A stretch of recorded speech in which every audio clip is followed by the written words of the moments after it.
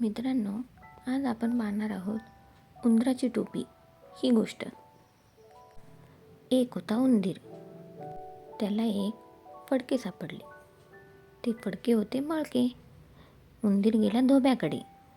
तो म्हणाला, धोबीदादा, एवढे फडके धुवून द्या की. धोबीदादाने फडके धुवून दिले. मग उंदीर गेला शिंप्याकडे. त्याला म्हणाला, शिंपीदादा, हे फडके घ्या. राजाच्या टोपीसारखी टोपी मला शिवून द्या. शिंपीदादा म्हणाला, अरे बाबा, मला नाही वेळ.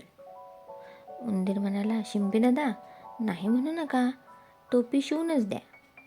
राजा आहे खट, त्याची जिरवतो एकदा ऐट. शिंपीदादाने उंदराला छानपैकी टोपी शिवून दिली. ती घेऊन उंदीर गोंडेवाल्याकडे गेला.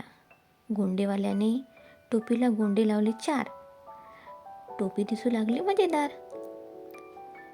उंदराने ती टोपी डोक्यात घातली. गळ्यात एक ढोलके अडकवले. मग तो राजवाड्यात गेला.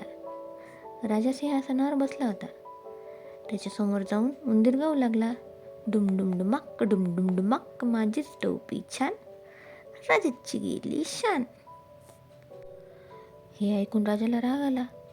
त्यांनी शिपायाला हुकूम सोडला, जा रे, त्या उंदराची टोपी काढून आणा. शिपायाने उंदराची टोपी काढून राजाला दिली.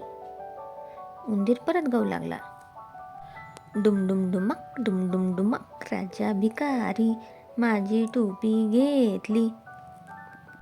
राजा चिडला. त्याने टोपी उंदराकडे फेकली.